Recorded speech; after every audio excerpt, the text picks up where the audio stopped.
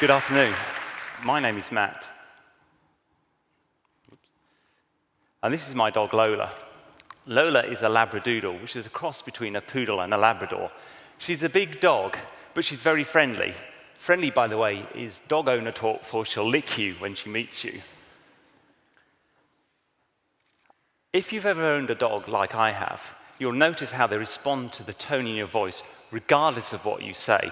My favorite with Lola is, "Who's a bad dog?" She jumps around, she gets really excited, she wags her tail. Little does she understand exactly what I'm saying to her. Let's think about a second situation. You're on holiday, you've just finished a delicious meal in a local restaurant, and you step out into the alleyway. The air is warm, you're feeling happy. Tonight you're feeling adventurous. Perhaps you've had too much wine to drink. So you decide to take a long walk before you go back to your hotel.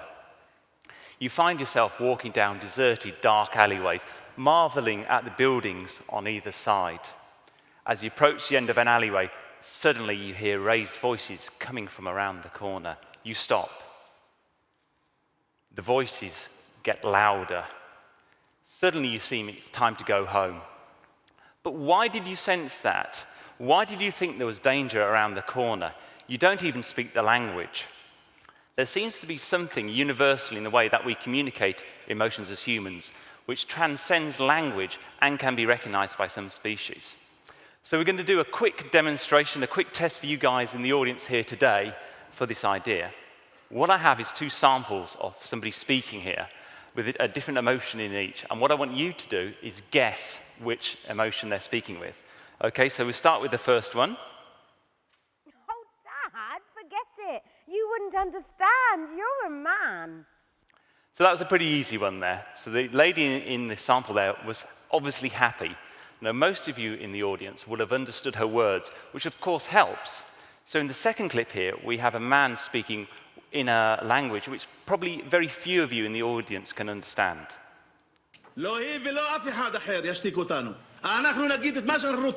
על אפו ועל חמתו של כל אחד. זה בית המחוקקים, נבחרנו לזה. חובתנו וזכותנו. So I hope you can tell the man in that clip was pretty angry about something. We don't know what, but he was angry.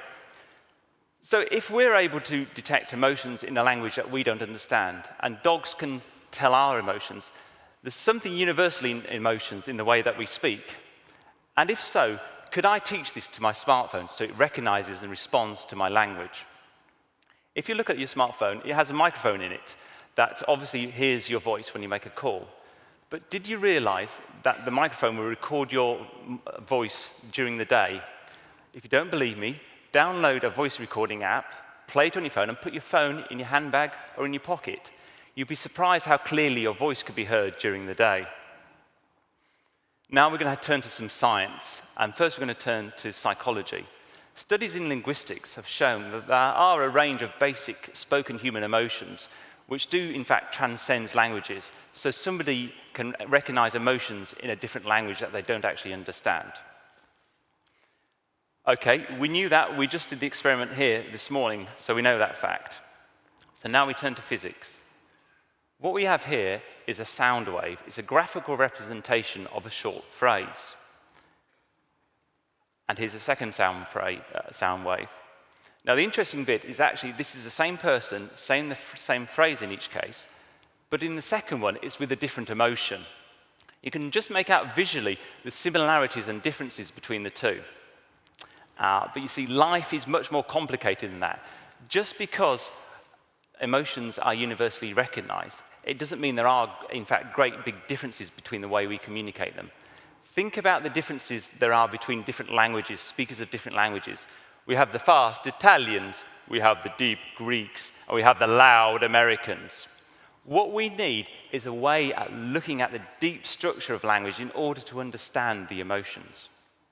For that, we turn to mathematics. Using various techniques, we can analyze speech and divide it into what we call acoustic features. Now, a feature might be how loud the sound is, how high the pitch is, or how it changes over time. Behind me here, you can see 3 patterns produced from just 2 seconds of speech. Each of these patterns is, in fact, an acoustic feature, and when we speak, we have several hundred within our voice. Using these features, we can build up a unique fingerprint of each emotion so we know which emotion is coming through on the voice.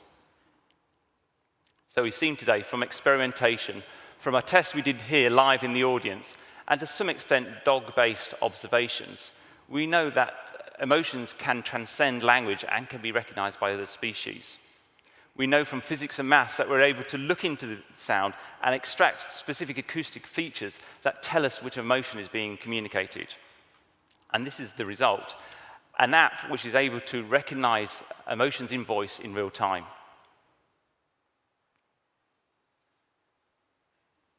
לא היא ולא אף אחד אחר ישתיק אותנו. אנחנו נגיד את מה שאנחנו רוצים. על אפו ועל חמתו של כל אחד. זה בית המחוקקים, נבחרנו לזה. חובתנו וזכותנו. So, great technology. The question then becomes, well, what can we do with it? Well, as a member of the quantified self, somebody who tracks their life through data, I've been tracking my emotions to understand my day. And this is a typical day.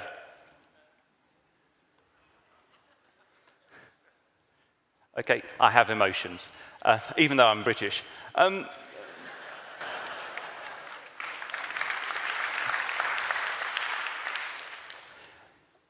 Most of my morning and most of my afternoon is actually spent being neutral. Then I get a bit of anger later on in the afternoon. I then become happy. Later in the evening, there's a bit of fear coming through in my voice, then happy again. But what does that mean? What am I doing in my life that makes these emotions appear? What we need to know is the context. So who am I with, where I am, and what am I doing at the time? To build this context, we can look at the other data which I collect. So I collect my physical activity using a Fitbit. We can collect situational information from Twitter. And we can also look at my GPS location data as well. And we can build these into different layers that build up the context around it. And this becomes much more rich information. So my life, most of my mornings and most of my afternoons are in fact pretty unexciting. At work, I'm not particularly active. And life in a tech startup isn't always fun and exciting and jolly. You can see here that my Fitbit activity bars, the red ones on the chart there, are actually quite low, which means I'm not moving around a lot. And my emotion is generally neutral.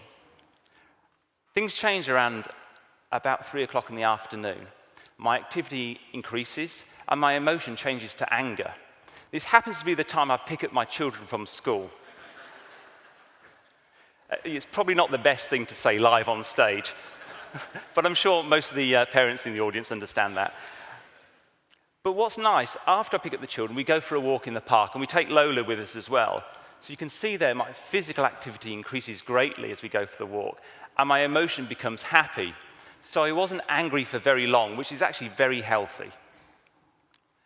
Later on that evening, I attend a pitching event in London for tech startups. So there's a lot of pressure to perform well on the day, lots of rehearsing, lots of waiting around, lots of being anxious, much like speaking at TED, to be honest. When I was talking to people before I pitched that night on stage, there was a lot of fear coming through in my voice as I was nervously waiting. But what was really interesting, as soon as I started to deliver my pitch on stage that night, happiness came through my voice. So at least the audience thought I was enjoying myself. No matter how good this technology is, it's only about half as good as my dog. At the moment, it only recognizes my emotions. It doesn't yet respond to them in a way that I want it to. It doesn't try to make me happy when I'm sad, for example, which Lola tries to do often. And if it could do that, think about the possibilities we could imagine for this technology. What situations could we use it in? What solutions can we put around it? Thank you for listening to me today. I hope you can tell through my voice how much I've enjoyed talking to you all. Thank you.